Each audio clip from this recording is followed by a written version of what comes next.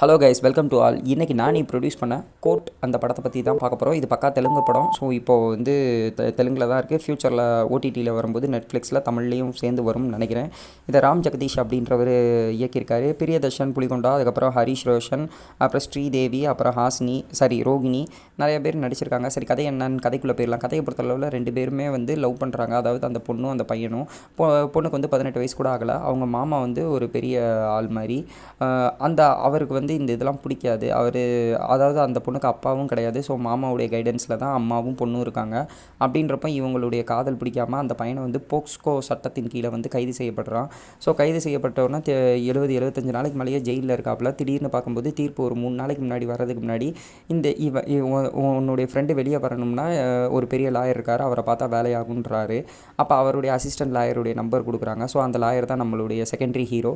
அவர் வந்து இந்த கேஸை எடுக்க அவர்கிட்ட போய் கேட்குறாரு. அவர் வந்து இந்த கேஸை அக்செப்ட் பண்ண மாட்டேன்றாரு. ஆனாலும் இவர் அந்த கேஸை எடுத்து நடத்தணும் அப்படின்னு நினச்சி வெற்றி கொண்டாரா இல்லையா அப்படின்றது தான் கான்செப்ட். ஆக்சுவலாக எல்லா படங்கள்லேயும் உள்ள மாதிரி தான். ஃபஸ்ட் ஹாஃப் ஃபுல்லாக ஒரு லவ்ன்ற மாதிரி போகும். செகண்ட் ஹாஃபில் வந்து கோட் ட்ராமான்றதை தாண்டியும் சில விஷயங்களை நிறையாவே போல்டாக பேசியிருக்காங்க. ஒரு 10 வயசில் வந்து ஒரு 18 வயசு முடிஞ்சு அவங்க மெச்சூர்ட் ஆகுறாங்க அப்படின்னா அந்த பொண்ணுக்கு வந்து எல்லா மெச்சூர்டும் தெரிஞ்சிடும் அப்படின்னு அர்த்தமா, அப்படி இப்படின்னு நிறையா விஷயங்களை பேச வேண்டிய விஷயங்களை பேசியிருக்காங்க.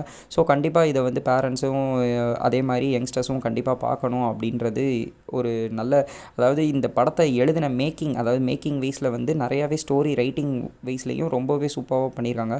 ஸோ அதுக்கே ஒரு பெரிய ஹேண்ட்ஸ் ஆஃப். இந்த படத்தில் வந்து ஜென்ரலான கதையாக இருந்தாலும் நிறையா பேசப்பட வேண்டிய விஷயங்களை ரொம்பவே போல்டாக பேசியிருக்கிறது ரொம்ப வரவேற்கத்தக்க ஒரு விஷயமாக கூட இருக்கலாம். கண்டிப்பாக தமிழில் வந்தால் மிஸ் பண்ணாமல் பாருங்கள். கண்டிப்பாக தமிழில் தான் வரும் ஓடிடியில் வரும்போது. இந்த படம் கண்டிப்பாக எல்லாருக்கும் ஒரு இம்பேக்டை க்ரியேட் பண்ணணுன்றதை விடையும் கொஞ்சம் சிந்திக்கிற தன்மையை தூண்டும் அப்படின்றதுல எந்த ஒரு மாற்று கருத்துமே இல்லை.